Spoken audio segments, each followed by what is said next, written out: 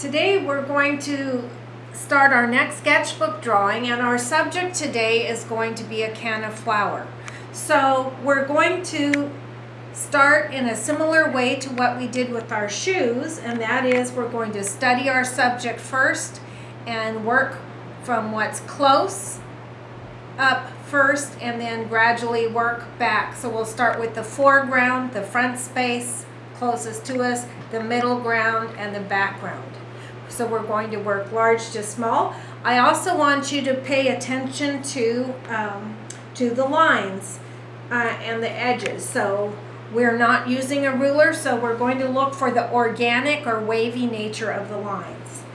So first, I want to look carefully at the blossom and look at the shape of the petals, look at the edges. It's so important to look at what we're going to draw and to study it. Where are the petals straighter or lines, edges less wiggly? Where do the contours change? A lot of the petals are ruffly.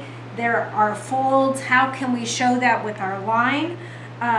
What is the texture? So down here on this part of the flower where it connects into the stem, it is sort of a not really a ball shape, but it's kind of a teardrop shape, and it has a kind of texture. For now, to start though, we're just looking at lines.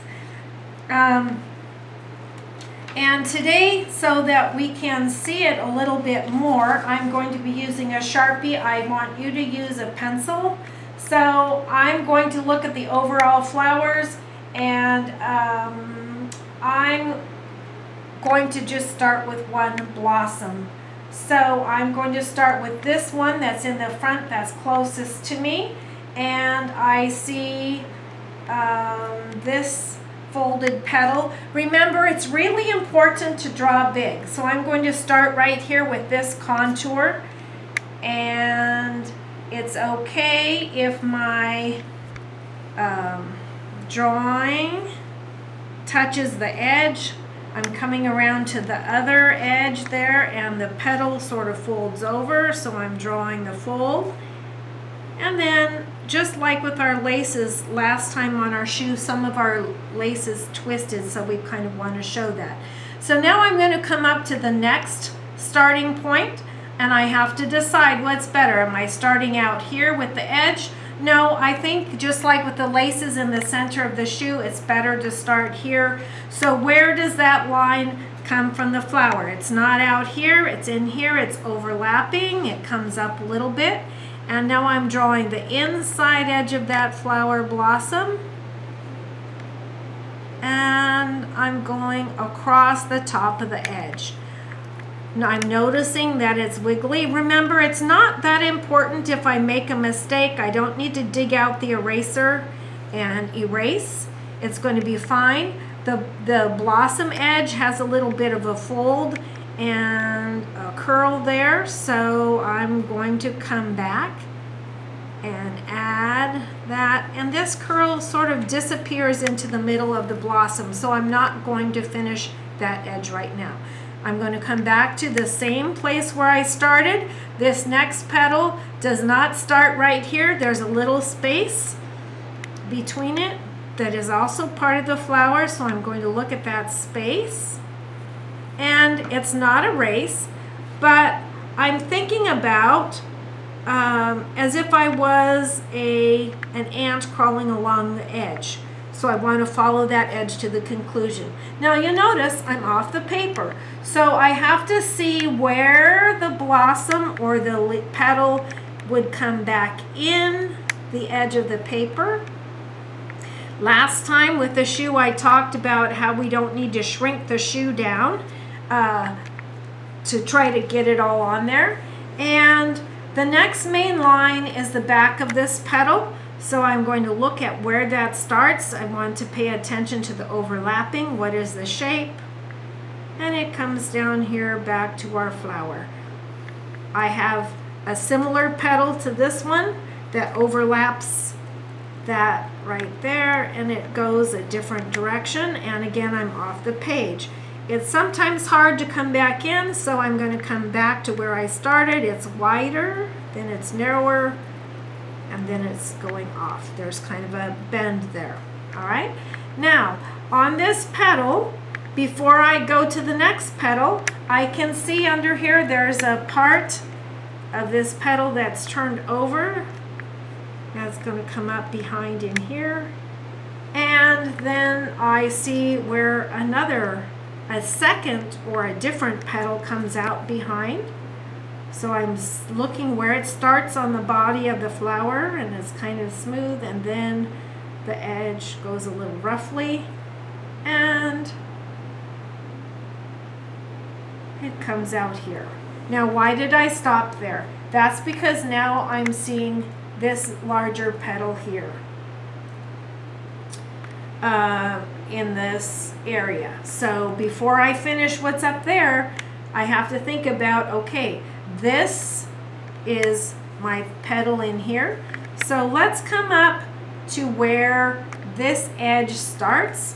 It's always great if I use an edge as a resource. I'm looking at where that edge starts, what happens with it. It's going to come across like so. And again, remember, we don't have to be perfect, but we do want to notice that's this top edge. Now, how can I do this petal that's curling down in front? Where does that edge start? How is it coming across? Is it big? Is it small? What direction is it going?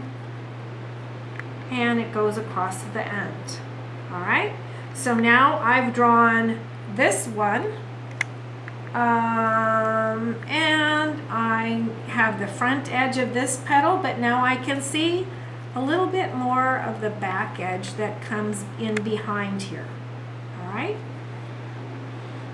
Now, I could go ahead and draw the second flower. We were going to concentrate just on one, so let me check and see if there are parts that I don't have. I haven't done the stem yet. I don't have a lot of space for that, so let's see how that can be.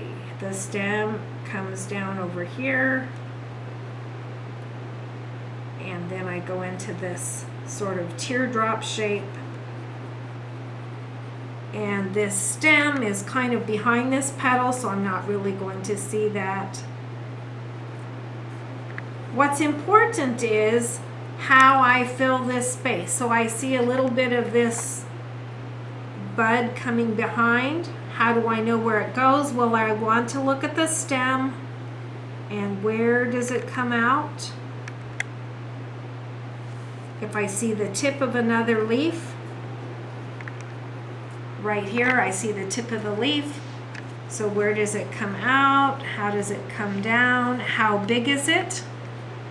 The line is much more smooth than the flower petal or this textured area. This is going to come underneath. I don't see that, but here's another little small bud here. So I have the texture of this part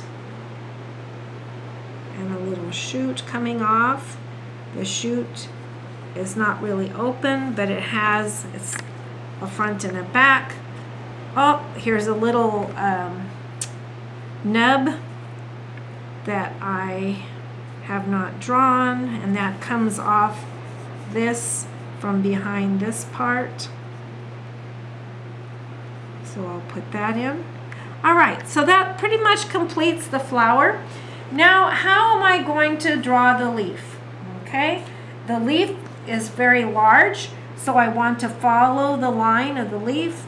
I'm going to start up here with the blossom, and I'm going to be pretty confident. A lot of this curve is off, so I'm going to leave that off.